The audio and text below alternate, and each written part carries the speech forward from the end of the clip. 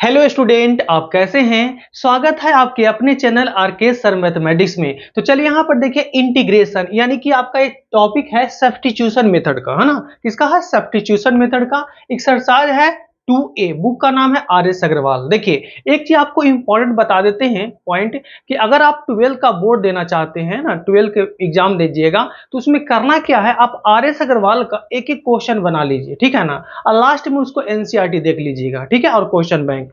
तो एक एक क्वेश्चन बनाने का मतलब ये है कि आप जो है जैसे 27 नंबर 28 नंबर शुरू में आपको एक एक क्वेश्चन बना लेना है। उससे आपका कॉन्सेप्ट बहुत ही अच्छा होगा, ठीक है ना। और सेकंड बार में रिवीजन कीजिएगा तो जो आपका क्वेश्चन सेम रहेगा उसको छोड़ के आगे निकल जाना है, ठीक है। तो इसी तरह से हम लोग ये स्टार्टिंग है देखिएगा तो 27 और 28 का क्वेश्चन दोनों का सॉल्यूशन हम बहुत ही अच्छे से करेंगे। एकदम छोटा छोटा बात भी आपको यहाँ देखने को मिलेगा, ठीक है। जिनको कुछ भी नहीं आता है इंटीग्रेशन, मेरे इस चैनल पर आइए, सारा चीज आपको हम सिखा देंगे, एक एक पॉइंट, ठीक है ना। एक एक चीज आपको हम बता देंगे कि इंटीग्रेशन क्या होता है, कैसे होता है, कैसे उसको सॉल्व करेंगे, ठीक है। तो चलिए यहाँ देखिए, सबसे पहले यहाँ पर सॉल्यूशन करने जा रहे हैं। सॉल्यूशन करने जा रहे हैं क्वेश्चन नंबर 27 का, ठीक है। तो 27 नंबर जो क्वेश्चन है ये आपका सब्स्टिट्यूशन मेथड पर है। तो देखिए सबसे पहले यहाँ पर ये इंटीग्रेशन आई, यहां पर कितना है, साइन है, sine a x plus b, clear. और यहां पर कितना है, कॉस, कॉस है x plus b into d x है, ठीक है। तो साइन एक्स यानी साइन का डिफरेंशिएशन कॉस होता है।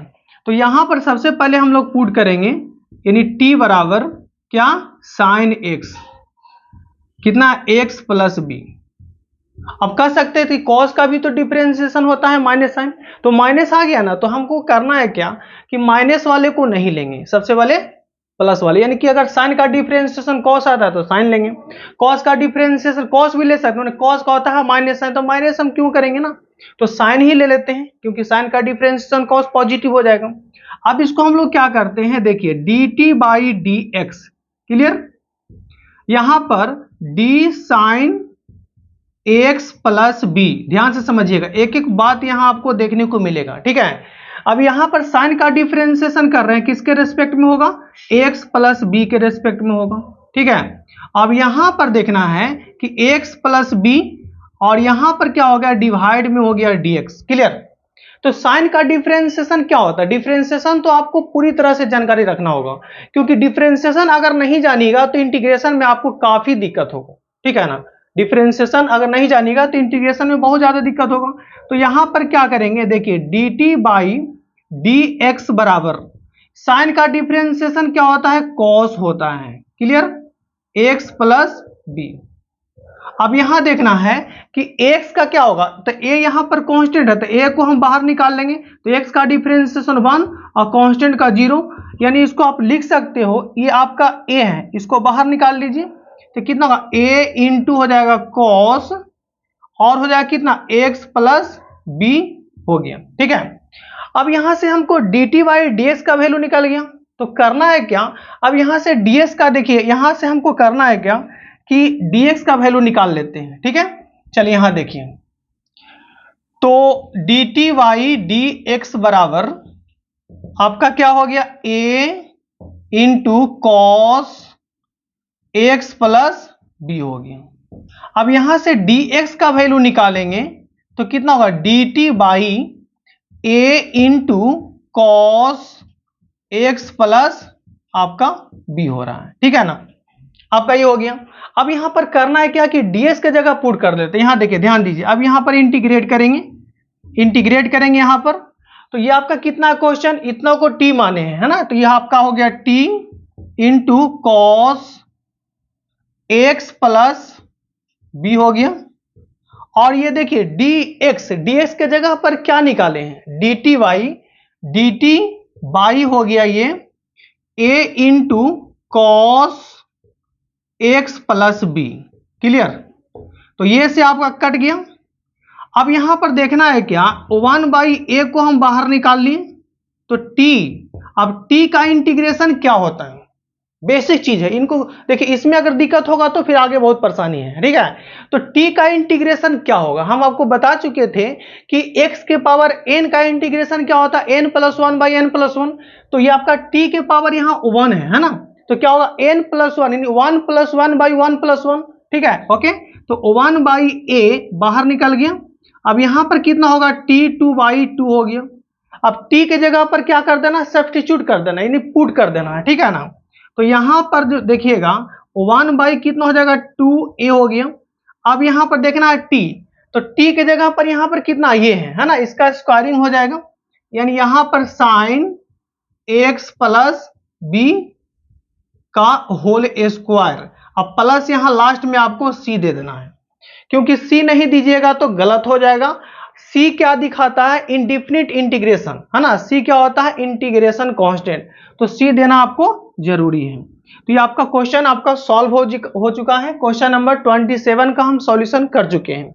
अब देखते हैं 28 का सॉल्यूशन करने जा रहे हैं, ठीक है। देखिए, चलिए देखिएगा, वीडियो पर बने रहें। 28 का सॉल्यूशन करेंगे, देखिएगा यहां पर, चलिए यहां देखिएगा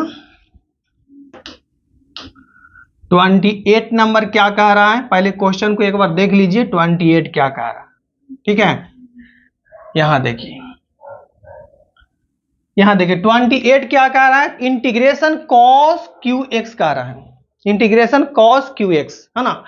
तो सबसे पहले यहां पर करना है क्या कि कॉस 3 थीटा का क्या फॉर्मूला होता है आपको जानना पड़ेगा। यहां थोड़ा सा हम रफ करते हैं, ठीक है। इसमें ट्रिग्नोमेट्री जो है काफी इंपॉर्टेंट है, यानी अगर आप कैलकुलस पढ़ रहे हो तो ट्रिग्नोमेट्री और कोऑर्डिनेट ज्योमेट्री बहुत ही मोस्ट इंपॉर्टेंट आपको है, ठीक है, रोल रखता है। यानी ट्रिग्नोमेट्री और कोऑर्डिनेट ज्योमेट्री आपको बहुत जरूरी आपको रखना पड़ेगा, ठीक है ना, इंपॉर्टेंट है ये। तो देखिए यहां पर cos q, यानी कह सकते हो क्या, cos 3 थीटा का जो फार्मूला होता है क्या होता है, 4 cos q theta, 4 cos q theta और minus 3 cos theta, 3 cos theta हो गया।